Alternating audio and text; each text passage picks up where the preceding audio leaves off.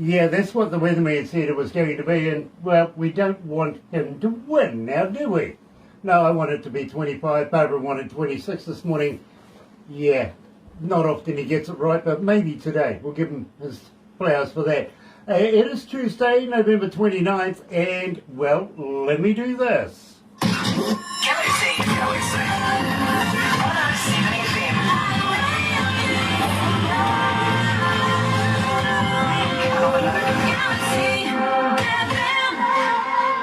That's right, you're right here at Galaxy 107 FM, and so very, very happy to have you on board, literally.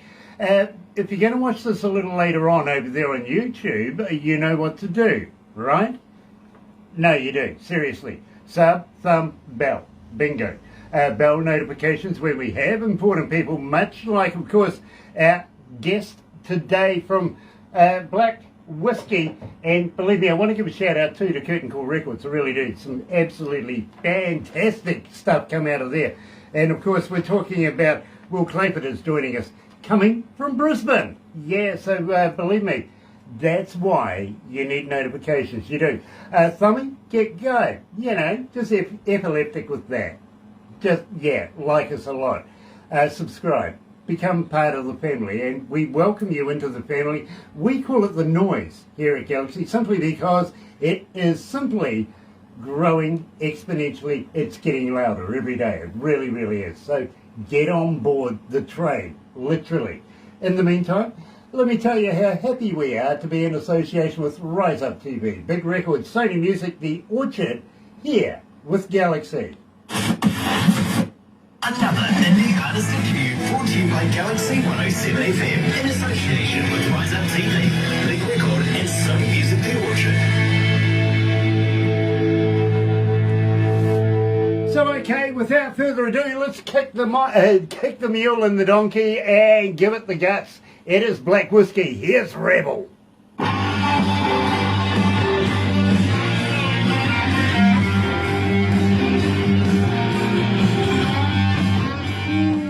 Dear. Dallas Moore and Dan Washburn. Dan Washburn, nice to have you back, Dan. It really, really is.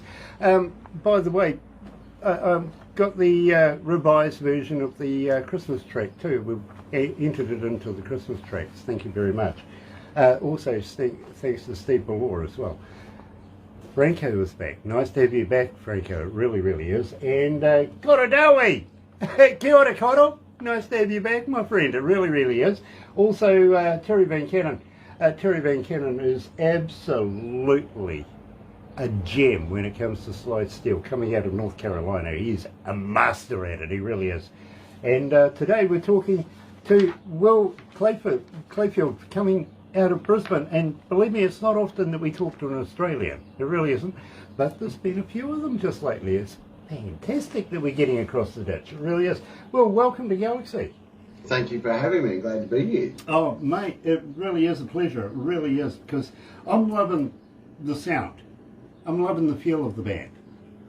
Yeah, we've tried to sort of capture, or maybe not capture is the word, but just keep the old pub rock vibe that AC/DC and those type of Rose Tattoo kept going with in their early days, and we just want to try to keep it simple, meat and potatoes rock and roll that everyone can enjoy, get up and have a bit of a groove to, and at the end of the day have a bit of fun. Nice. Well, I was talking about members of AC/DC with you earlier prior to doing this. Do you remember Dave Evans? I do. He's a good friend of ours. Yeah? Yeah, he's wanting to come down under and catch up and possibly get some stage time, you know what I mean? So, well, that'd be all right, yeah, to get Dave back in this neck of the woods. Yeah, believe me. He's, where is he at the moment? Morocco or somewhere like that? Argentina. Mexico, Yeah. He spends a lot of time in Europe, from what I hear. He's pretty popular around tracks and that. Yeah, South Africa, he likes those areas as well. Somewhere hot. Somewhere hot? Yeah, especially with girls with lots of little bits of nothing on. I'm sure of it.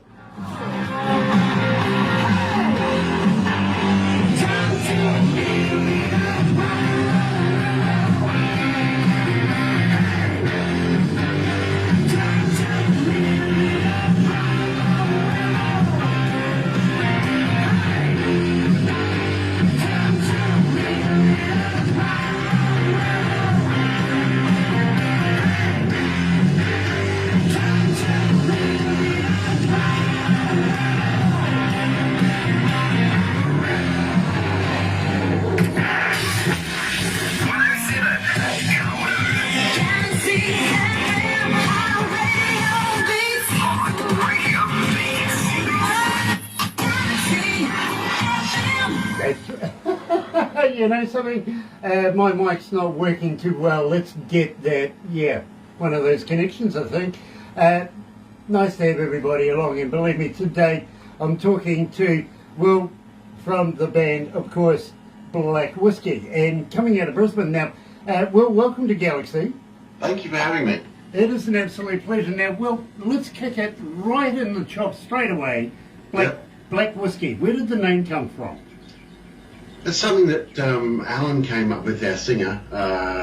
He had a line-up a little while ago, a couple of years ago now, and I guess the whole thing sort of stemmed from what was like a bottle, like a label, like a bottle, like a Jack Danielsy type. He just thought that'd make a pretty cool logo, and he sort of worked with that and came up with AIM Black Whiskey. So there's been a few incarnations of the way the labels looked over the years and the way the font's been, but we've stuck with the name, and it seems to stick in people's memories, which is a good thing.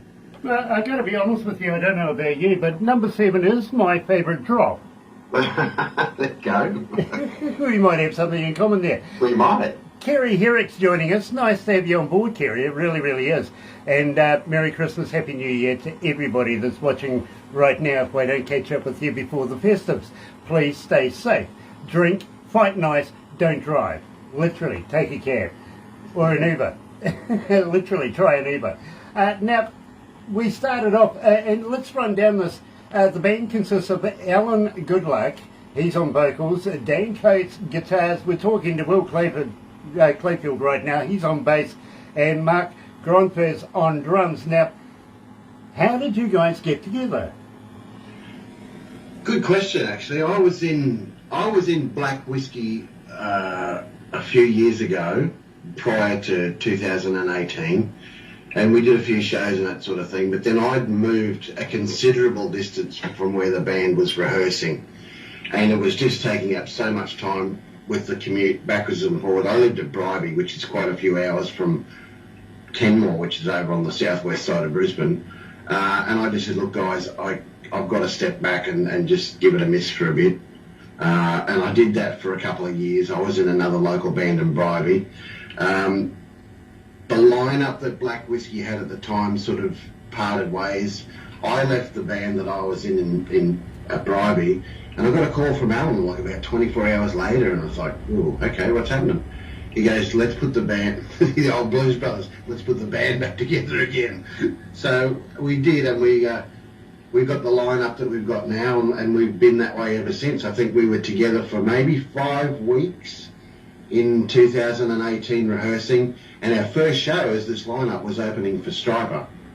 So we sort of jumped in the deep end, and we seem to be able to swim pretty well. Absolutely, and believe me, I'm going to talk to you about your production and who's doing all your recordings and everything first. Yeah. But I want to give a shout out, especially to Gigi from Curtain Call Records. You guys do such a great job. It is such a pleasure to be able to work with you guys. It really is. And of course, only the best gets played here at Galaxy. So take that on board, literally. Having said that, you're an Australian band, but you have an American label. You didn't want anything Australian? Well, to be quite honest, we shopped our EP and that around a bit, and like a lot of young, well, not even young bands, but a lot of up-and-coming bands find that a lot of the labels and that don't seem to want to take a punt on new music as much as they used to, say, several years ago. The industry's changed so much with streaming and internet and downloads, and physical copies unfortunately seem to be a bit of a thing of the past. I love to go and buy an album. If I could buy a vinyl like every day, I would go and buy a record. But CD's the next option. But when we went on online and looked at a few labels, there was a label from France that was interested, but at the time they only wanted to do an album deal, and we only had an EP cut. So we thought, well, we'll see what they think of when the album comes out. I got a friend in America that was in a band called 4 x Fate, which was basically made up of members of ex-Fraley's Comet.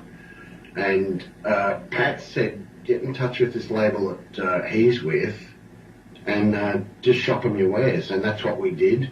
They took us on board. They liked it. We got contracts sent out. We signed the contracts, and we're signed to Curtain Call Records in Florida. Now, a young lady coming out of Blaine in Washington State, her name is Tracy, she's asking, well, how do we get hold of you as a fan? Are you on Facebook? Are you on Twitter? Are you on Instagram? Are you a talker? But more importantly, well, do you respond? We do respond, actually. We're pretty active. We are on all of those platforms, I think. We are on Facebook. There's definitely a Facebook page. There's the personal profiles of each band member. We have a dedicated, an actual official website. There is a Twitter account. See, I don't do all the socials, like we've sort of spread it around. Actually, my missus, and a big shout out to Joe, I must say, does a lot of the behind the scenes stuff for us, which includes the social media, the website. She's basically our tour manager. Like, we're going to Melbourne this weekend. She books the flights, she books the guitars and the drums and that on the planes. She books the accommodation, she books the limos to and from the hotel, to and from the airport. Make sure, I mean, basically, we'd be stuffed if she wasn't doing all that for it. You know, we'd get there, but whether we'd be on time, I don't know. So, but huge shout out to Jo. She does so much for us behind the scenes. She actually even set this up because I'm sort of, not big on Skype. I haven't used Skype much, if at all. So thank you for setting that up too. Well, you know something, believe me, it sounds like Barbara. Everybody needs a Barbara, literally, and same kind of, I think cut from the same kind of cloth, to be very honest with you. Yeah, sounds like it. And Barbara, I would be absolutely lost without Barbara. I got to be straight up with you right there. Want to say hi to Kim King. Nice to have you on board, literally. And Haley Barrow. Hello, sweetheart. Nice to have you back. It really is. Kirsty Jackson's joining us. Stephen John Ireland is watching. And Jude Toy. Hello, Jude. Nice to have you. It really is. Nick Plews is watching as well. Now, Nick Plews, absolutely fantastic in his own right. He comes out of a band called the Heartland Roots Band out of Leicester in the UK. And one of his band members and I, we kind of see eye to eye on the same football team, you know what I mean? It can get a bit, quirky. Yeah, very much so, very much so. Much like I go for Brisbane when it comes to the state of origin.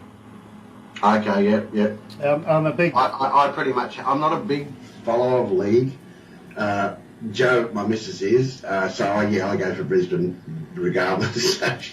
Saves on arguments. Well, the problem for me, literally, is that I've been, a big Brisbane fan since the Little General was on board way back in the day. Okay. If you remember, Alfie Langer. Yeah. But the wife as well, also a big Brisbane fan. So I sort of relate and go, well, okay, well, I'll go, New South Wales and wear a blue jumper and keep the state of conversation, keep the whole competition going. Yeah. You know what I mean? And it's usually me that ends up, not winning. Oh, yeah. I used to, when I was younger and had a little bit more time up my sleeve, follow the AFL, the Aussie rules. And I'm Brisbane born and raised, but there was no Brisbane team growing up when I was at school, so I automatically just started following the team that I thought was doing all right, and that was Hawthorn. Okay.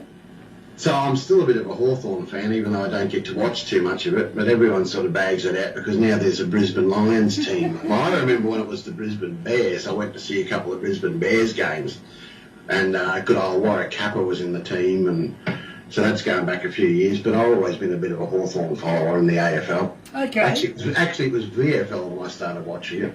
Okay, well, I was kind of the Magpies kind of deal. Oh, yes. So again, a little bit of competition right there. Yeah, the Collingwood rivalry. Yeah, absolutely. Geir Miranda is joining us out of Norway. Nice to have you on board, Geir, it really is. And love the tones as well, literally.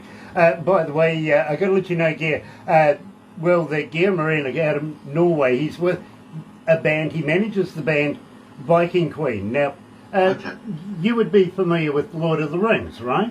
Yes. Geir wrote the score for it. Oh, wow. That's cool. So you're in good company. You really, really are. That's awesome. Now, Hans coming out of Frankfurt is asking, Have you got a website? Have you got a merch store on your website? And can we buy merch there? You can actually, if you search for Black Whiskey. You'll get, if you do the old Google thing, there'll be a couple of different things come up, like the Facebook thing and blah, blah, blah. But if you search Black Whiskey Brisbane Band, that will get you to the website. I'll put the details. If you find the Facebook page, all the links are in the Facebook page to the official website, I think to the Reverb Nation, Twitter, YouTube, pretty much all the links are on the Facebook page. So if you search Black Whiskey and find us on Facebook, all the links are there. And feel free to join us on Facebook, ask questions, and we are pretty quick to answer the questions too. So if you can't find something, find us on Facebook and just ask us and we'll shoot you in the right direction. Very cool. Well, now, we started the show, let's not get too far into this, with Rebel. Yeah. Tell me a little bit about Rebel. Tell me about the lyrics. How did you come to this?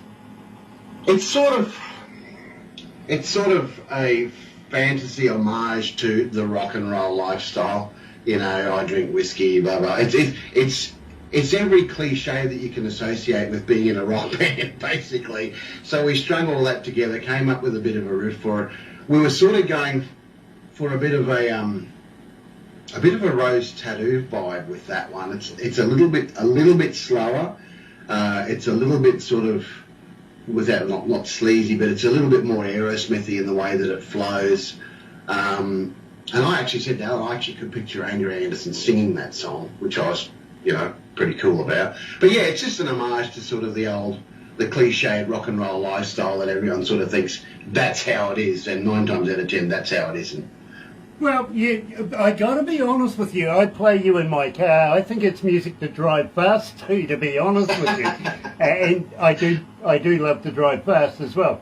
Even though Barbara says I'm a grandpa driver.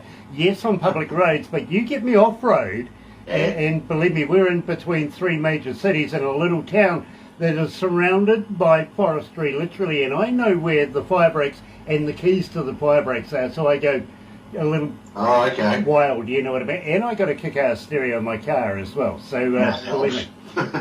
But if you're going to do homages, well, I think you've done one to one of my favourite subjects, Dirty Girls. Tell me about this.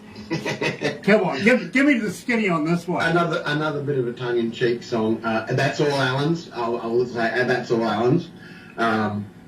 He just sort of got a few ideas in his head, and it was very cliche as well. Nothing against the fairer sex at all, by any means, but it's a bit of a tongue-in-cheek song. And to be quite honest, it's a real popular song live.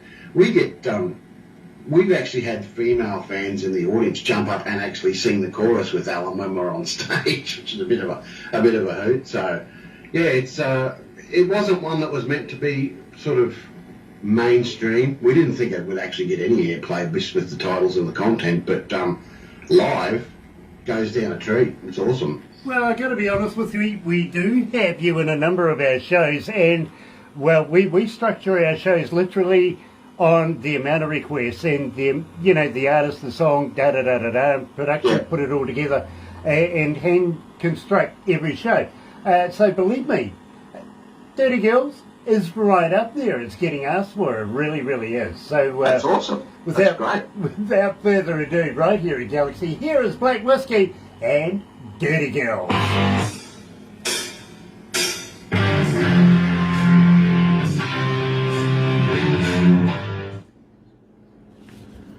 Believe me, it's my kind of music.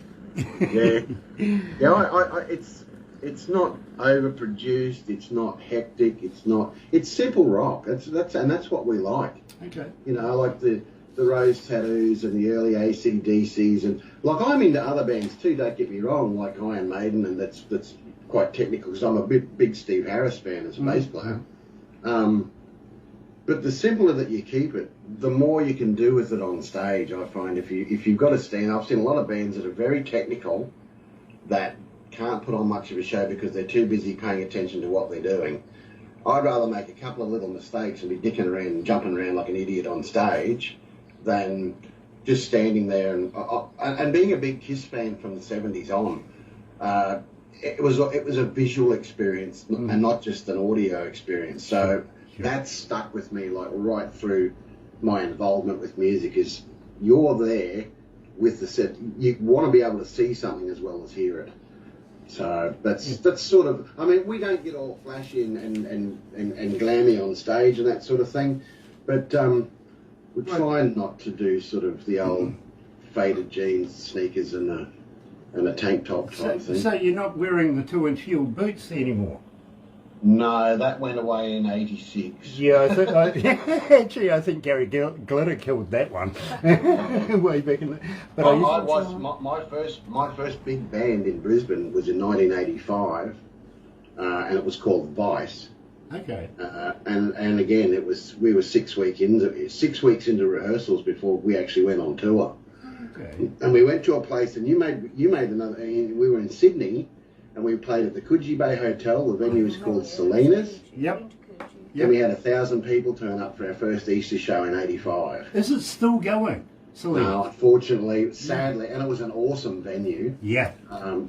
It's only just gone in the last 6 months from memory. Really? Yes, because I was actually looking into it, because if it was still open, I wanted to go back. Yeah. Because we've been to Sydney a couple of times now, and we've played the Frankie's, the Bridge Hotel. Mm-hmm. We played a gig in Wollongong. We played Newcastle. That was an experience. We've played at a place called The Factory in Sydney. But we want to get over to New Zealand.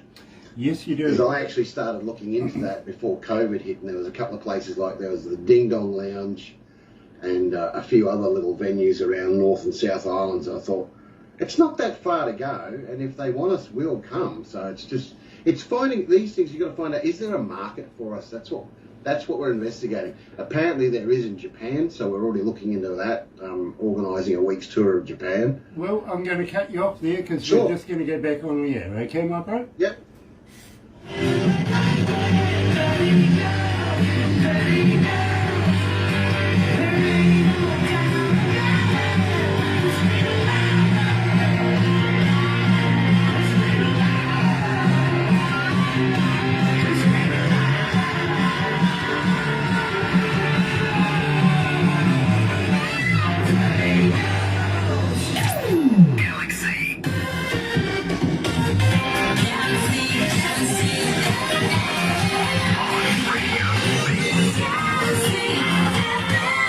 You know, well, it's strange that we're talking a little bit about touring, because Anita from Santa Monica is saying, have you considered coming to the United States, going to Canada and places like that to do a tour over there? We have all of those sort of opportunities have crossed our mind. It's not only the logistical side of it, but it's the cost. And at the moment, with the dollar the way that it is over here, you're lucky if you're getting 50% of your money's worth in value.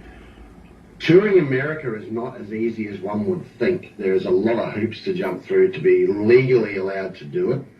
I know a lot bigger bands than us that won't do it for that simple reason. It's just too much of a paperwork hassle.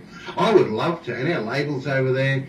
I've got a lot of friends, because I actually lived in the States for about 6 years back in the mid-2000s or early 2000s. And I would love to go and do some shows in the States for the label with Curtain Call, because they're doing a lot of festival stuff now, which would be awesome for us. It's just whether we can afford it and whether we can legally do it. That's the thing. It's a lot different to go into Europe and Japan than it is to go to America. Canada may be a different thing because it's a Commonwealth country. And we do have friends that are in bands that we could play with there too. So that may be down the track. The thing is, the dollar's got to get stronger. We can't do a heck of a lot outside. I mean, even Rose Tattoo's not touring internationally next year because of that fact. They're doing a lot more Australian shows and very little overseas in Europe because it's expensive. Well, it's all about the big business and the big people up there price gouging right now. Of course, it's post-pandemic, so, you know, they've got to make all of that money that they lost giving it away to their workers while everybody was forced in lockdown. Of course, we're getting the rubber band deal, you know what I mean? It'll bounce back sooner or later, more later than sooner. Rick McShaffrey is joining us. Tina Loosebaldwin is joining us. Nice to have you on board, Tina. It really is, coming out of Sepulpa, Oklahoma. Alice Walker is joining us as well. Nice to have you on board. Alice is out of the band Southern Outlaws, and absolutely a brilliant band in its own right. Also does a lot of work for Rise Up TV, Big Records, and Sony Music in Canada as well. So nice to have him on board. Hello to everyone. Stained Glasses watching us as well. And Tina says, hello everyone. Hello Tina, nice to have you on board. Now, Raising Hell. Absolutely love this track. I want to know everything about it because believe me, I like the quality of this. Where did you get it recorded? We actually recorded the stems to that song in our own studio. We've got a self-purposely built studio that we rehearse and record in, which means a good thing and a bad thing. A good thing is that we're free to go in and record whenever we can, where there's no time or money constraints on it. The sort of downside of that is you can get a little bit complacent. You don't have someone there going, that sounded like crap, do it again, take 42 or whatever, But so far we haven't had too much trouble with that sort of thing. So then we get the stems. That track I think we did, I remember I cut 3 bass tracks for that. That probably took maybe 4 days, I think, all up to record. Made sure that we were all happy with how the things sounded as far as the original recordings went. We then have a production team that we work with. Michael James out of San Francisco with Alternator Records. I wouldn't say stumbled across Michael, but I put the feelers out to a few different, I contacted people like Bob Ezrin and Eddie Kramer and that sort of thing. And then everyone sort of said, have a look at Michael's stuff. Michael is a brilliant producer.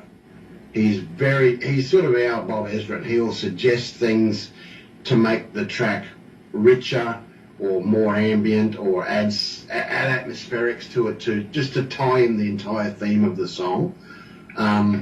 So we go to Michael with our track. We'll do a live mix via like Facebook. He'll send me the track, we'll listen to it live, tweak it here, a bit more bass, vocals up in the mix. He'll redo it live while I'm with him online, send it back, and then when we're all happy with it, the guys get to listen to the track unmastered.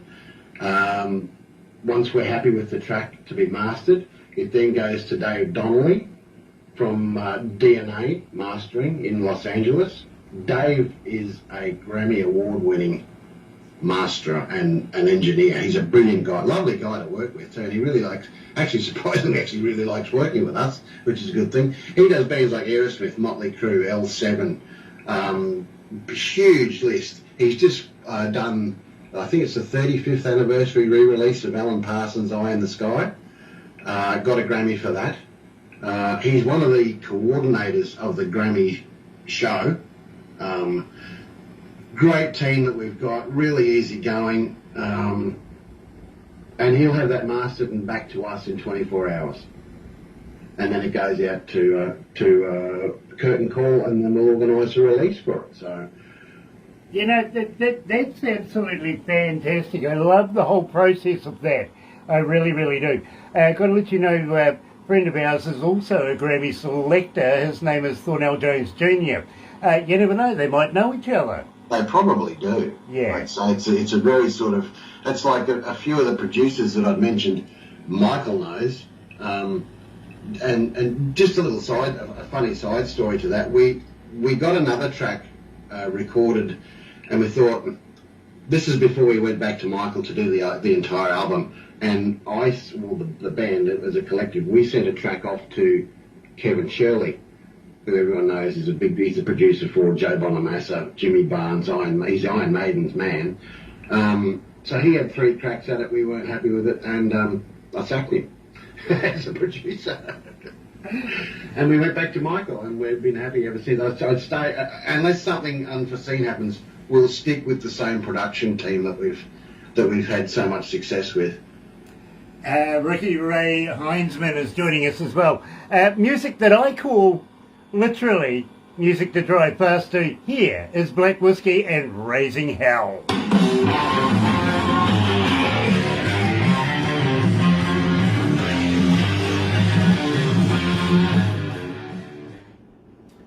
I was brought up on this kind of music, my bro. That's I actually was too, very much so. Like this, to be quite honest, Joe and I. This is where I got COVID from.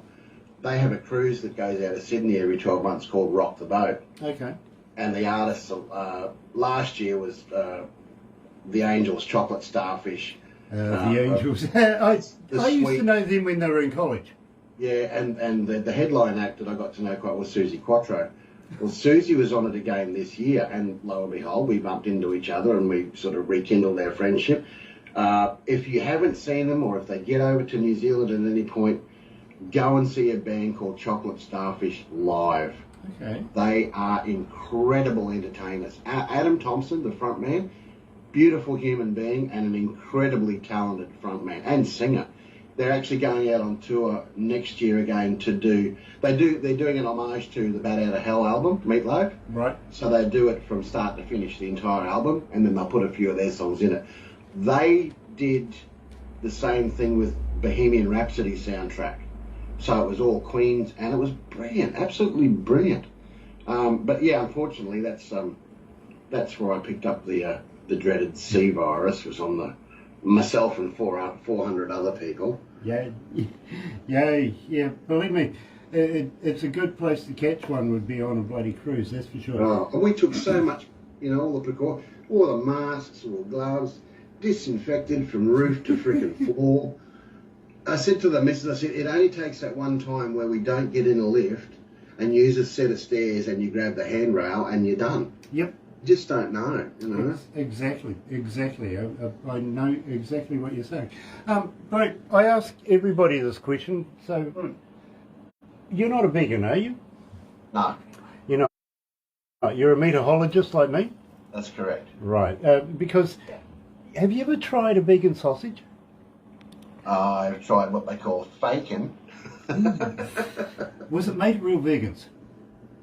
I couldn't tell you that, but if that's what they taste like, then I would have to say yes. Okay. Because it tasted like cardboard dipped in vinegar. Well, believe me, bro, I was upset when I found out that, Girl Guide biscuits aren't made of Girl Guides, right? No, this is true. And of course, and, John... and you know the story about Chinese takeaway? Yeah, It's not made of real Chinese either. Hey, listen, my grandmother loves cream of some young guy. I have a gay friend that does too. I bet. But I mean, Johnson & Johnson refused to return my emails. Now, I want to know how many babies goes into a bottle. Yeah, that's right. I don't know. I don't just go by weight. Well, I think 3 fat ones reduced down.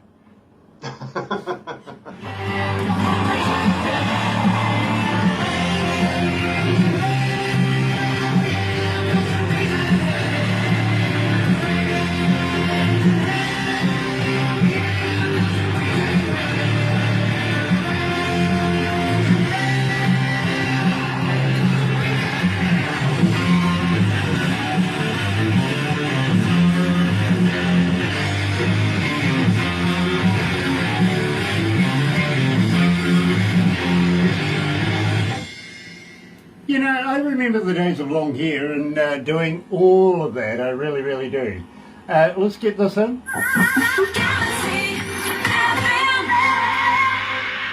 And that reminds me of going way back into my youthful days and just cutting free.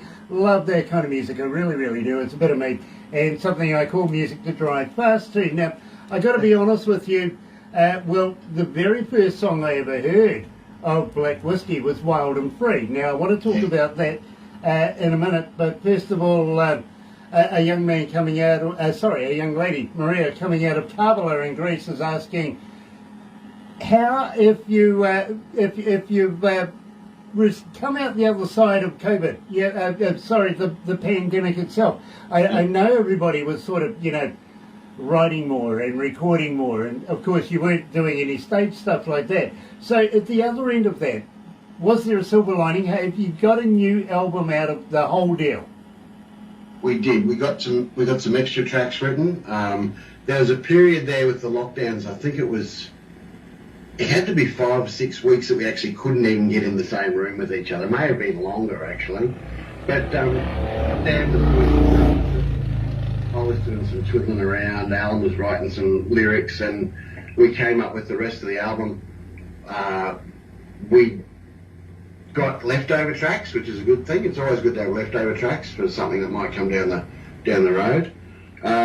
Live wise, there was like a period of like you could do nothing for a massive amount of time because of the lockdown, and then there was almost a 2 or 3 week period where the government went, okay, we're going to let you have like a X amount of people in a venue. There's got to be the social distancing. You can't dance.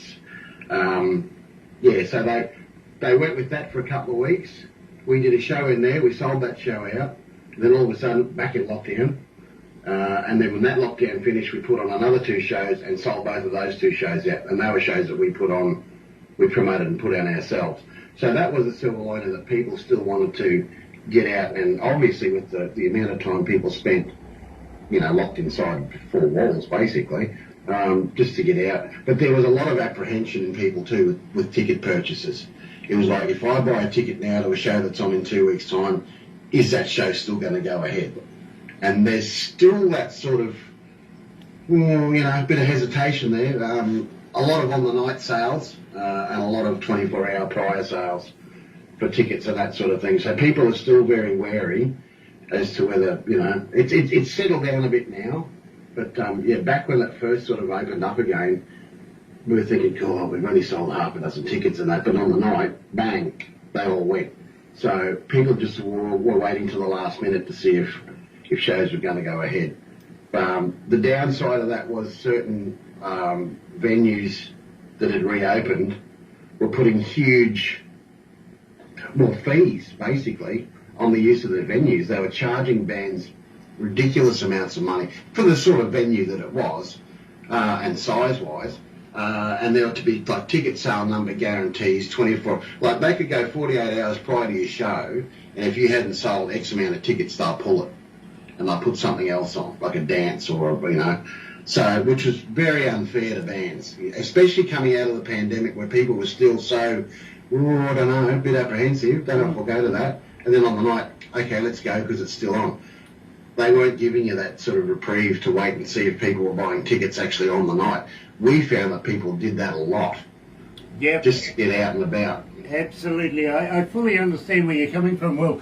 But at the same time, when the pandemic was on, and believe me, I could never get really enthusiastic about this, I like to go to concerts. I'm an engineer myself. I like either being a part of it or going to see it. You know what I mean? And I just can't get that same feeling about getting dressed up and going to the couch to watch it on the interwebby thing, if you know what I mean. That sort of lost me. But I must say that through that pandemic area, it was a it was a silver lining for us because bands weren't doing anything, so they could talk to us, you know what I mean? Yeah, normally a lot of them were going, oh no, look, I've got this to do, I've got that to do, I'm doing concerts, I've got to do this, I've got to do that, get back to me in 6 months' time.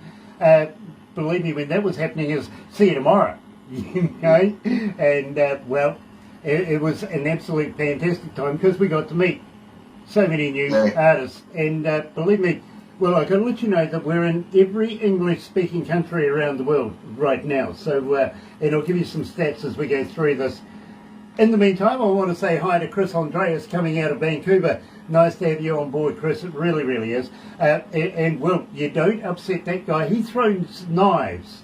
Oh, okay. Hi, Chris. Yeah, believe me. We're supposed to go Sasquatch hunting when I get over there, which will be amusing. Maybe I might be able to get him to show me what a no-go pogo is as well.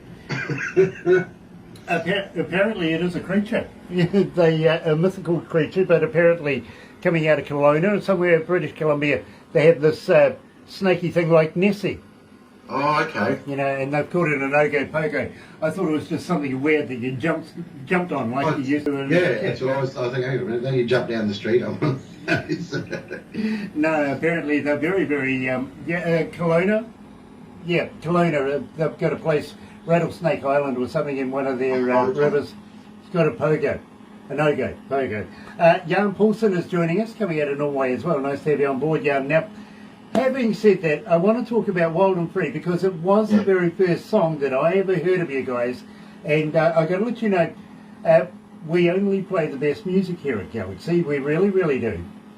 And it goes through a process, including a board. They've got to approve it, and their only deal literally is about our image. You know what I mean? Yeah. We're very protective of how our image is going and presented to the world. And then Barbara takes it to production. They sort of work out, because we only have a certain amount of time in a week to be able to do these things. Then it comes to me, and believe me, Barbara gives it to me on a little USB device that I play in my car. Now, there's reasons for this. In fact, two reasons. First reason is I can get in my car and go driving, listen to the music, and nobody else can influence me on whether or not I want to do the interview. Right? Sure. The second reason is, and this is God's honest too, nobody else wants to drive with me.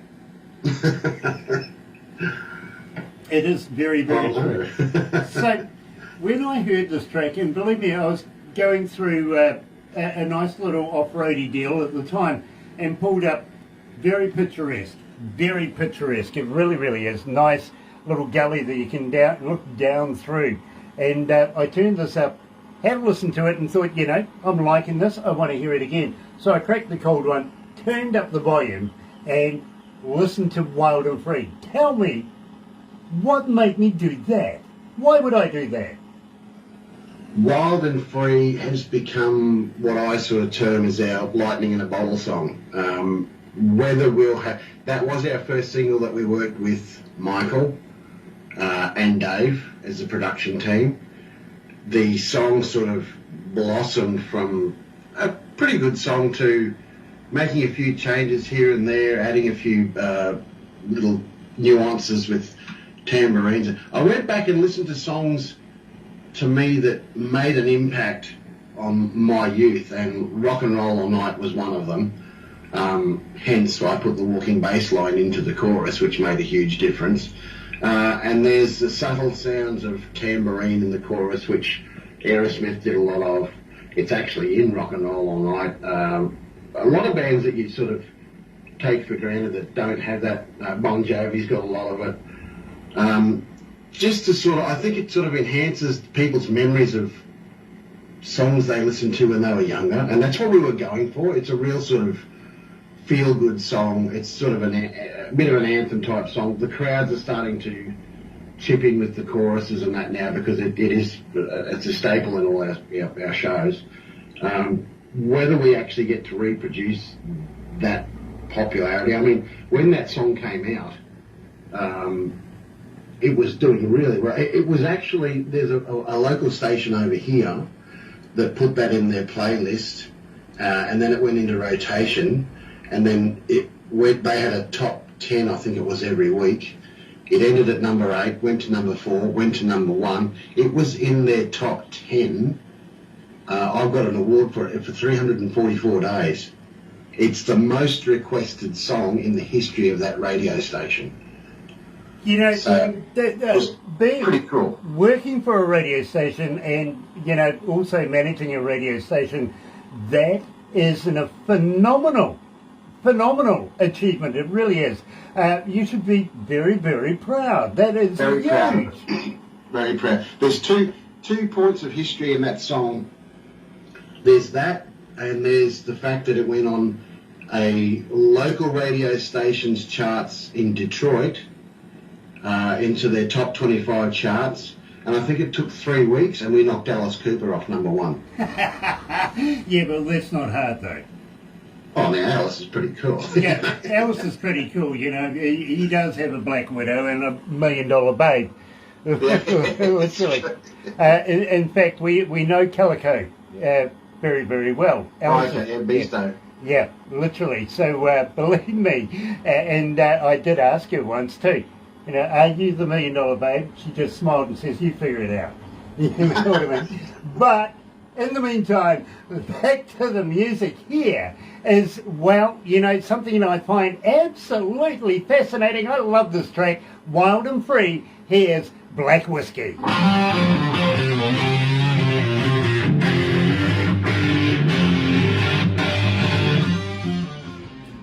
You know, I think Steve Lynch would love that track. Yeah, it would. Really do. Steve Lynch is the former lead guitarist of the band Autograph. I've heard of Steve. I've heard of Autograph, and I think I've heard of Steve Lynch too. Yeah. Yeah. It can get played to anybody. Oh, If they like it, they like it. Randy Rand unfortunately passed away not so long ago from Autograph. He was a close friend of ours. He really, really was. But Steve and Barbara and I, we talk all the time, if you know what I mean. We bounce ideas backwards and forwards, and from time to time I actually catch him listening to bands that are playing in the background. You know what I mean? Oh, okay. So, you know, he's a wonderful man. He really, really is. Where will he be? Will he be in Florida? He was going to New Jersey for Christmas with Going the to New girlfriend, Jersey for Christmas, but he right. will be able to join us for the 18th. Oh, nice. No, Christmas show. Yeah. Very cool.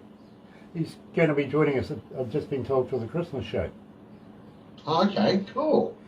Now, how many countries? I gave a copy of that when it. I think it was on the two. I took a couple of bags. I took a T-shirt and a copy of the single in some plastic bags, and I had a target audience, so to speak, that I was going to hand them out to. I gave one each to the Brewster brothers from the Angels. Okay. I gave one to Dave Gleason, Uh-huh. who put the shirt on straight away. It's funny because Dave came up to me because he was on the last cruise that we've just done, and he goes, "I left my fucking T-shirt back home. I didn't bring it with me." I said, "I'll remember that, Dave. I'm not going to wear my Angel shirt tonight." So, but he likes it, and he's got the same sort of thing. Like we submit for supports for Screaming Jets, Rose Tattoo, you name it. We'll put in for it. The Angels, blah blah blah, and the bands have all heard our music. Mm-hmm. They've all heard our music. It's their management that won't give us the breaks. Of course. It's usually that way, my They seem to go with, I call it their legacy stable. Mm. They'll Yep. bring out a band that's been around forever and a day to do a support or even a headline show because they know it's going to put a bum on a seat. Yeah. You know? Absolutely. Which is a bit of a pain in the ass because we've opened for international acts more than we've opened for local acts. Well, you never know, bro. You were talking about coming to New Zealand. We do really do. I would really like you to come and perform in New Zealand. I really would. But at the same time, I might have a double header for you. Have you ever thought of going to Papua New Guinea? Actually, my Mrs. Jo's mentioned that. Yeah, well, She's mentioned it because she's got a few friends up there. I think one of them's a helicopter pilot. well, I might be able to help you out. Let's talk Turkey in a wee while. Okay. But we're going down Devil's Highway, okay? Oh, okay, yep, that's a long road. Believe me, I've been there and back.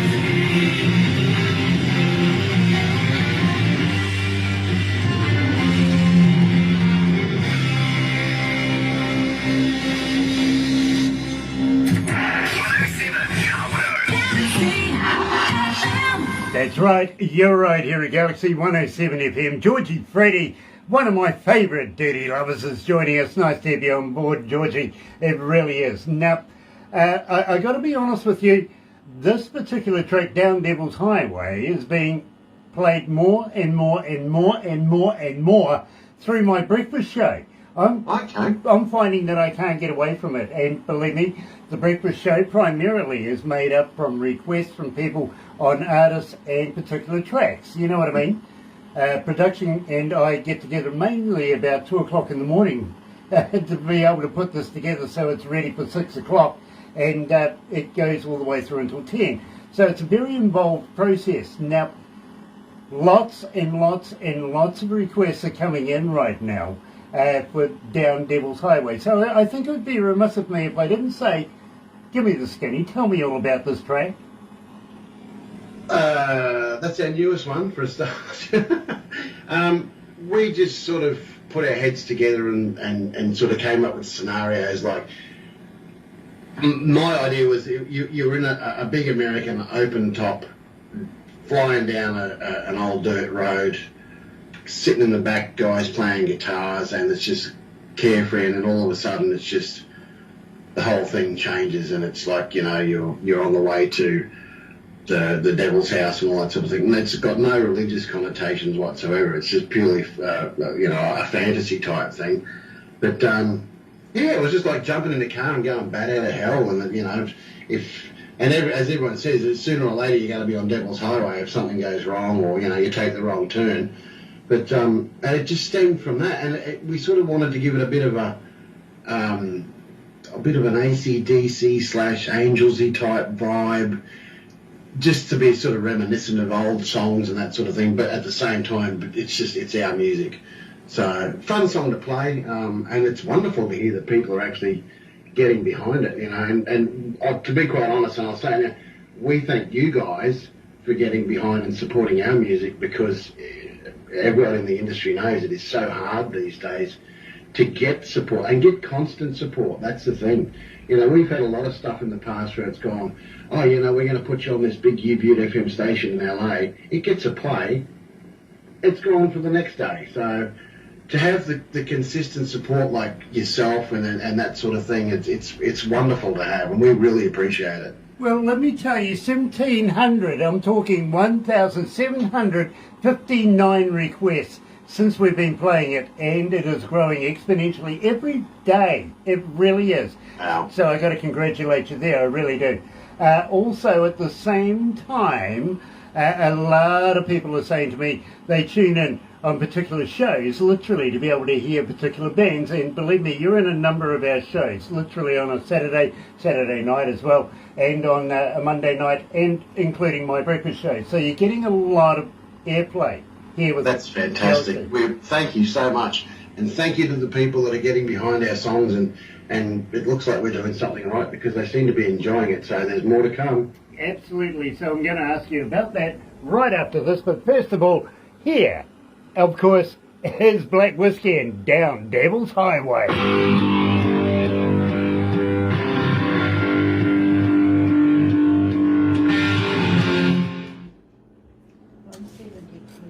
$172. Okay, nice. 172 countries are tuned in. That's awesome. Yes. That's much appreciated. This is great. That's not bad. We're in almost every English-speaking country of the world. It's the magic of the internet. It really is. It is, mate. It's changed so much. It's changed the landscape of the music industry so much. You know, it's like when I first started to promote a show, we used to go out with wallpaper paste and a flyer, stick it on telegraph poles and transformer boxes, and hope not get busted by the coppers. Hey, look, Bill Posters is an innocent man. This is true. Yeah, I saw a sign one day on a thing goes, Bill Posters will be prosecuted. He's not. He's an innocent He's man. an innocent man. He is. How many cities? 2263. Ooh, 2,263 cities around the world are tuned in right now. Wow. Hey, I like Chris. that. I like that. I'll give you how many tuned in at the end of this, because believe me, no good giving it to you now. It still grows. You know what I mean? I'll thank them all too, but I won't take them individually. Yeah. I wouldn't want to buy them all a beer, bro. No, not at the moment. Believe me, you'll be surprised how many is tuned in. You really will. But we are looking at moving into Papua New Guinea next year. Okay. Putting a Galaxy radio station over there. The government is, in fact, the Prime Minister says, when you come to Papua New Guinea, to Port Moresby, you stay with me. Oh, wow. It says to my Teko the other day, when was the last time you stayed with the Prime Minister, bro? Exactly. Oh, that's pretty cool. That's awesome. Oh, believe me, we have a big deal happening over there. We really do. We want to do an import-export thing with the government, literally. We've actually found that our major market for what we do is not in this country. You know, that's weird, isn't it? I find that with so many bands around the world. They say, I live in Sussex, but, England doesn't want us. So they went to Australia, right? Made it big over there. Australians are saying, nobody wants us here. So you go to Germany or somewhere like that before you That's right. Yeah, that's the thing. Our one of our primary markets that we found is that we constantly get asked, "Are we going to go to Europe?" So there was a good chance that we were going to go and spend a week in France. We were actually invited to play. I thought it would be a bit of a hoot. There's an Aussie-themed pub in Nice that wants us to go over, that we're going to pay us €300 per band member per show. Nice. Provide food and accommodation for a week's worth of gigs. Nice. All we had to do was get there. So, yeah, we might be going to France and checking that out at some point. I'm going to have to butt in right there, but we're going to round it up right now. Yep, cool. But thank you, Will. It has been a pleasure meeting you, sir. You know.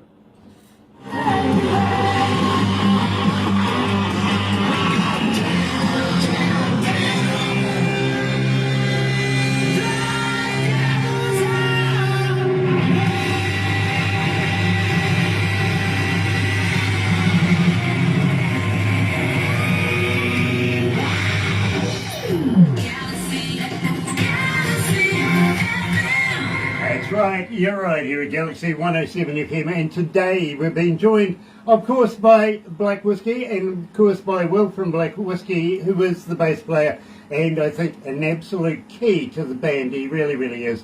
Now, having said that, we are going to have to wrap it up right now, but I do have one more question for you. You did say that you had a merch store. We do have a merch store. How would you like to send me a t-shirt, bro? Let me promote you while I'm doing these interviews. Now, let me explain this.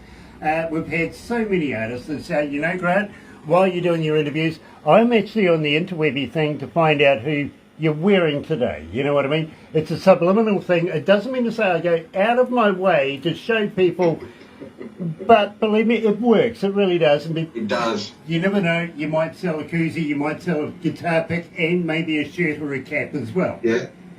All right. Send me the address and send me your shirt sizes, and we'll get a couple out to you. I tell you what, I'll get Barbara onto that. Absolutely. You know the deal. She's priceless to me, literally. Well, I have so got to say thank you so much for joining us. Would you mind if, I'm like the dirty old man over the fence. I'm going to keep an eye on your career from now on. Do you mind? I don't mind at all. And to Galaxy FM and all its listeners that are supporting, not just us, but, the industry as a whole, I have to say thank you from the rest of the band and myself, because without you guys, it's nothing. You're basically doing nothing for no one. So to have people appreciate what we do is an incredibly satisfying feeling. So thank you to Galaxy FM and listeners all around the world. Well, on behalf of Galaxy FM, we really, really appreciate everything you do. I've just got one more question for you. Will you come back again? Will you release new music with us? We've got a new single coming up very, very soon. It was to be out, but there's a bit of a hitch with Sony Music. You guys will get the premiere of it. It's called Eat Your Live. I love it. I love that. And, you never know. You might find somewhere along the way that you might have an album or two that you might find that wants to come over to New Zealand for a giveaway. We would be absolutely elated to be able to do a... I'm pretty sure we could organise a few packs, absolutely. Nice. I like a bit of swag, I've got to be honest. And I like promoting bands, I really do. So I'm going to talk to you about that very, very shortly after we do this. Don't go anywhere just yet, but let me tell you how happy we are to be in association with Rise Up TV, Big Records, Sony Music, The Orchard, with Galaxy right here. Another indie artist interview brought to you by Galaxy 107 FM in association with Rise Up TV, Big Record and Sony Music, The Orchard.